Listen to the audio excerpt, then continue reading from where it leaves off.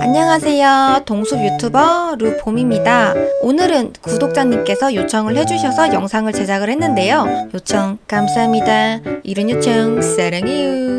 여러분들은 성 꾸미기 전에 준비하는 것들이 있나요? 무계획의 표본답게 전 사실 생각 없이 꾸미기를 시작하는 편인데요.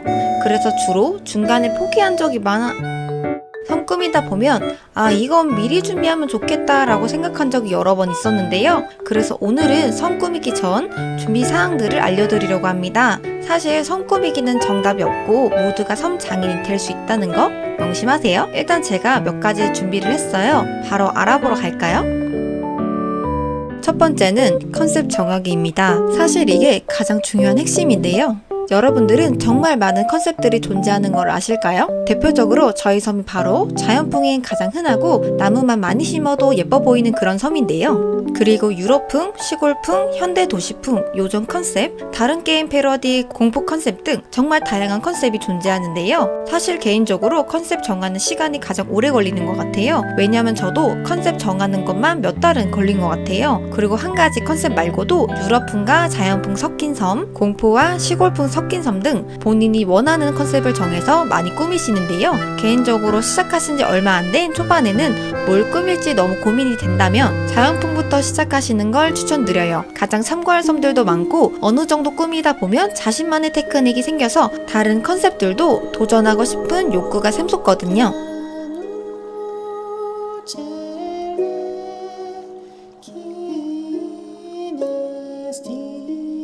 두 번째는 꾸밀 공간 근육 나누기입니다. 섬 컨셉을 정하셨다면 주민 집터는 어디다 배치할지, 상점과 옷가게는 어디에 위치할지 정하시는 겁니다. 저희 섬 초기 지형 사진이 없어서 대체해서 현재 저희 섬 지도를 가져와서 구역을 나누어 보았는데요. 상점과 옷가게를 함께 둘지, 주민들은 다 함께 모여서 집터를 꾸며줄지, 박물관은 어디에 배치할지 등 아무것도 없는 초기 섬 같은 경우에는 더더욱 막막합니다. 다양한 지형과 비행장과 마을회관의 거리까지 고려를 해서 구역을 나눠주시는 게 좋아요. 구역을 쉽게 나누면서 그려볼 수 있는 사이트가 있어요. 직접 그려보고 싶으시다면 더보기란에 링크를 올려놓을게요. 이것도 나름 도움이 됩니다.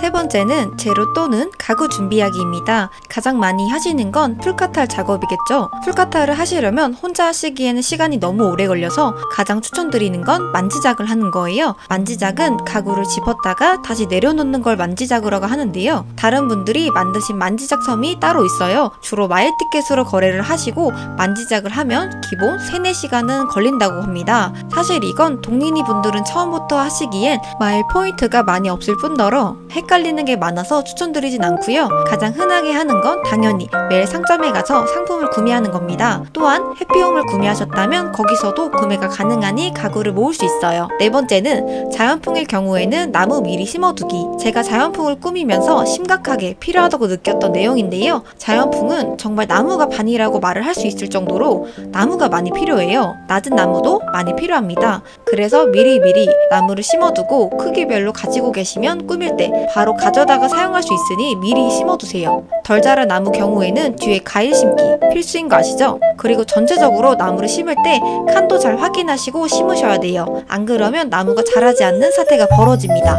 다섯 번째, 유럽풍, 도시풍 등 벨이 많이 필요한 컨셉이라면 무주식 필수로 하기. 정말 벨이 가장 중요합니다. 일단 상점에 가서 구매를 하려면 벨이 있어야겠죠? 그러면 뭐다? 빠르게 벨을 벌 수 있는 무주식이죠. 특히 유럽풍 같은 경우에는 가구가 생각보다 많이 필요하고 비싼 가구들이 많아요. 그러다 보니 돈은 호로록 나가겠죠? 섬 꾸미기 시작 전에 벨은 미리미리 모아놓으세요. 여섯 번째, 섬 평지로 만들기. 이건 사실 엄청 추천드리는 건 아니지만 이게 정말 잘 맞는 분들도 있을 것 같아요. 개인적으로 저는 정말 안 맞았던 방법인데요. 섬을 깨끗하게 나의 평지로 만들다 보면 아이디어가 샘솟는 분들도 계실 것 같아요. 저는 오히려 너무 평지에 너무 아무것도 없는 섬 구역을 꾸미려고 하면 아예 머릿속이 백지가 됩니다. 그래서 도중에 섬 꾸미기를 포기한 적이 너무 많았어요. 그래서 섬 전체적으로 정리하실 때 정말 고민 많이 하시고 평지로 만들어 보세요. 아니면 더 복잡해지고 어디다 뭘 꾸며야 할지도 모르게 됩니다.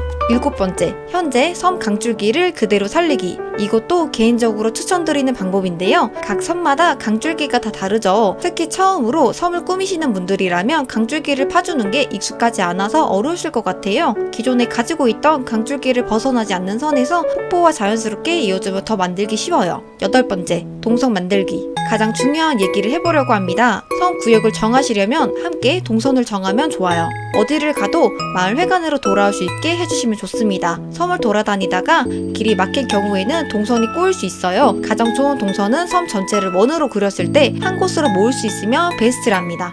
9번째, 다리와 비탈길 개수 확인하기. 다리와 비탈길은 각 8개씩 합치면 16개를 설치할 수 있어요. 어디에는 다리를 설치할지 정확하게 인지를 하시고 설치를 해주시는 게 좋아요. 위치를 잘못 선정해서 설치를 할 경우에는 다시 철거하는데도 만벨이 들어요. 그런 걸 방지하기 위해선 적절한 거리와 위치를 잘 확인하시고 설치하시면 됩니다. 10번째, 각 건물 크기 확인하기. 주대집과 옷가게는 가로 5칸, 세로 4칸이고 주민집과 캠핑장은 가로 4칸, 세로 4칸이고 박물관과 너굴 상점은 가로 7칸, 세로 4칸이니까 어느 정도 거리 확보를 하고 건물을 설치하세요. 자, 이렇게 섬 꾸미기 전 기본적인 준비사항 10가지를 알려드렸는데요. 생각보다 할 게 많아서 저 또한 놀랬습니다. 제가 섬 꾸미기를 그동안 하면서 계획이 필요하다고 느낀 게 참 많았는데요. 하지만 무계획자는 쉽게 변하지 않지만 미리 알고 시작했다면 섬 꾸미기가 더 수월하지 않았나 싶었던 적이 한두 번이 아니에요. 그래서 여러분들도 저처럼 고생하지 않고 섬꾸를 하셨으면 좋겠습니다. 뭐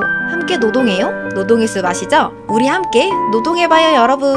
오늘 영상이 유익하셨다면 구독과 좋아요 꼭 눌러주시고요. 우리는 다음 영상에서 만나요. 안녕.